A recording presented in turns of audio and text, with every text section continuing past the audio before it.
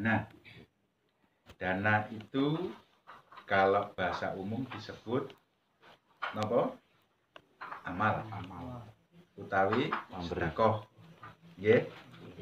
Nah, jadi kalau jenengan dedono, khusus orang Jawa itu sejatosipun ngagem basa Bali utawi sang Sakerta. Pati niku identik bukan mati nggih, pati punya itu sebenarnya jasa kebajikan. Nah, teng mriki teknisnya pripun?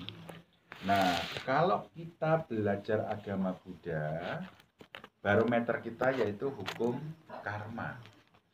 Apapun yang kita pikirkan, apapun yang kita ucapkan, apa yang kita tindakan, itu akan mempengaruhi yang disebut karma. Baik buruk, apa yang kita tanam itu yang akan kita petik. Terus, kalau pikiran, ucapan, dan tindakan itu menentukan perbuatan atau karma, apa fungsinya pelimpahan jasa? Apakah bisa jasa seseorang bisa diberikan? Nah, ini kan menjadi kontroversi. Dasar agama Buddha yaitu karma. Jadi kalau kita berbuat baik melalui pikiran, ucapan, dan tindakan akan berbuah baik. Sebaliknya, bila pikiran, ucapan, dan tindakan buruk akan berbuah buruk. Nah, suatu misal, orang yang setelah meninggal dengan pikiran, ucapan, dan tindakan selalu baik, benar, dan lurus, kenapa harus diberikan doa atau pelimpahan jasa? Nah, nggak beda dengan orang yang meninggal karena habis mencuri atau merampok. Kan karmanya itu yang akan membawa dia di alam berikutnya. Berarti punya atau pati ini tidak berfungsi. Nah, cuman dalam agama Buddha sebenarnya bukan kebajikan kita yang kita limpahkan, kita berikan kepada orang lain. Kalau duit mungkin minta nomor rekening ditransfer bisa nyampe tujuan. Tapi kalau kebajikan kita, kalau kita kasih ke orang lain berarti kebajikan kita hilang dong. Nggih? Nah, sebenarnya teknisnya bukan seperti itu. Untuk malam ini monggo kita bedah. Sebenarnya yang disebut patidana, pelimpahan jasa yang baik dan betul itu seperti apa? Apakah cuman cukup menuangkan air ke dalam mangkok yang kosong? Oh, bukan. Bukan. Itu sebenarnya cuman gambaran, ilustrasi bahwasanya jasa kebajikan kita diibaratkan seperti air putih yang penuh. Dituangkan ke mangkok yang kosong.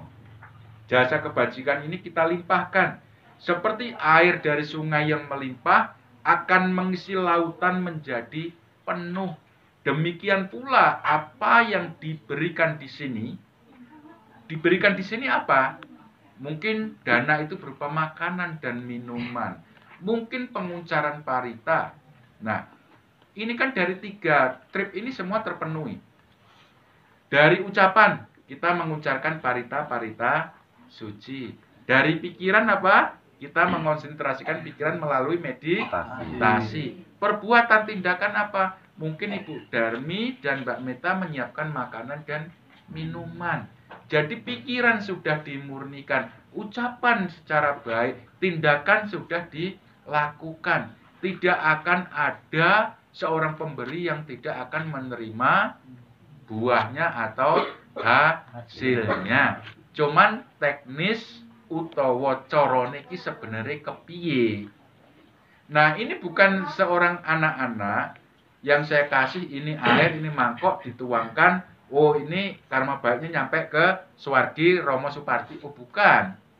Apa? Sebenarnya ilustrasi gambaran bahwasanya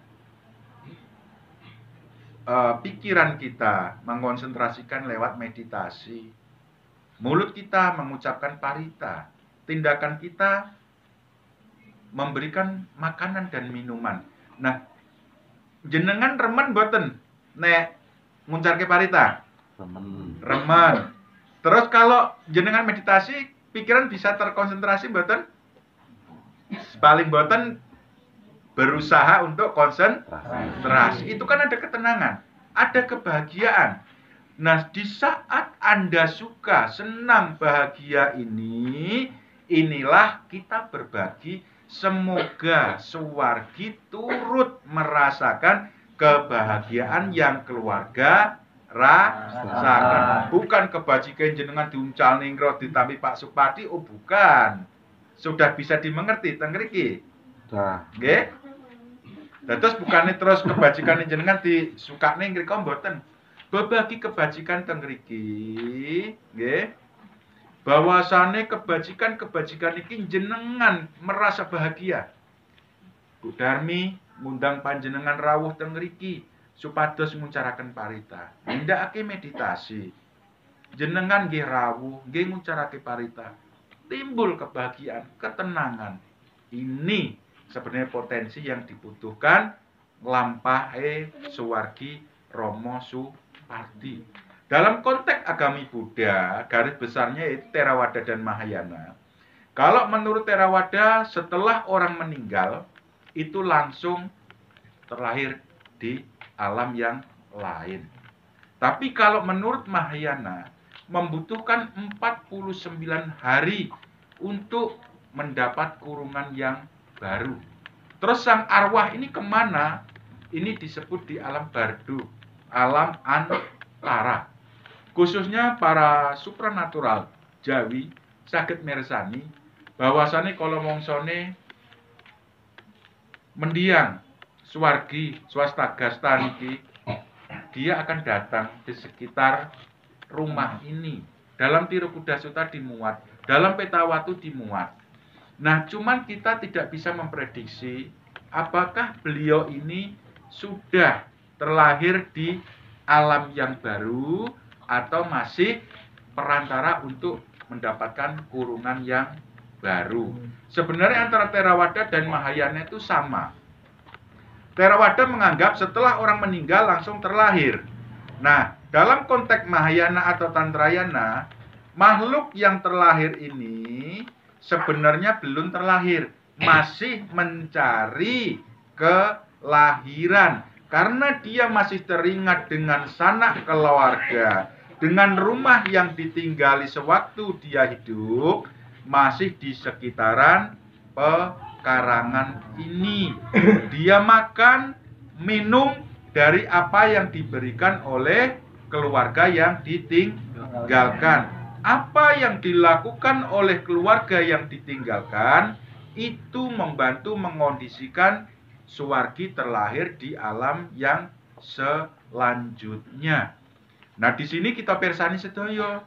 Bu Darmi keluarga besar karena duka yang luar biasa masih memberikan dana makanan, masih memfasilitasi tempat untuk melakukan puja. Ini bukan kesempatan atau kebajikan yang kecil. Ini kebajikan yang luar biasa. Nah, dalam konteks agama Buddha, bukan hanya tangisan, bukan duka yang berlanjut, bukan dengan bergulung-gulung menunjukkan kasih sayang kepada mendiang yang telah meninggal. Namun bila mana seseorang mengundang biku sangga yang mempunyai kualitas kesucian, mengundang hadirnya para romo ibu untuk mengucapkan parita-parita suci, inilah yang dikatakan oleh para suciwan akan bermanfaat lama bagi mereka yang telah meninggal. Ini akan mengondisikan swagasta terlahir di 31 alam kehidupan. Dalam konsep agama Buddha, neraka dan surga jelas dipaparkan. Saya nyatakan itu bahasa agama Buddha. Jadi neraka atau surga, surga ini dari bahasa Pali, saga atau swarga. Nggih. Artinya nopo? Tempat kediaman tiang sing pun sedo karena perbuatan baiknya terlahir di alam swarga. Loka itu dunia. Nah, swarga loka itu tempat lahirnya para dewa, dewi, widodari, widodara dalam konsep Jawa. Nah, orang lain itu sebenarnya ada bahasa sendiri karena ini bahasa baku, sehingganya ikut memakai bahasa istilah Pali dan Sanskerta. Dalam Muslim pun mengenal yang disebut surga, yaitu nopo al-jannah atau taman Firdaus untuk Kristen dan Katolik. Nah, untuk surga, swarga itu murni konsep agami Buddha. Makane nek wong Jawa nilar niku disebut suwargi atau swagasta. Maksudnya nopo? Besar harapannya bahwasanya umat Buddha sing praloyo sing sedo layone pun dikubur utawi dibakar, sukma sejatinipun lahir wonten alam kasuwargan. Makanya disebut suwargi. Nah, bagi umat Buddha sing boten menindake, tidak melakukan 5 garuka karma, 5 perbuatan buruk, tidak akan mungkin terlahir di alam naraka utawi neraka. Tonggo sebelah mastani anar. Nah, paling boten umat Buddha, kula kalau mangsane melas nek umat Buddha ki sebenarnya nek wis sedo duwe neraka apa surga to. Lah kuwi ki wak aku lho, apa kok aku kan kethe ngoten. Nek wakmu kan untuk kuwi, kudune belajar, kudune sebagai umat Buddha punya prinsip. Lah kuwi ki wek wong Buddha lho diwamu. Nek wakmu ngono ya nggono basamu dhewe kan ngoten.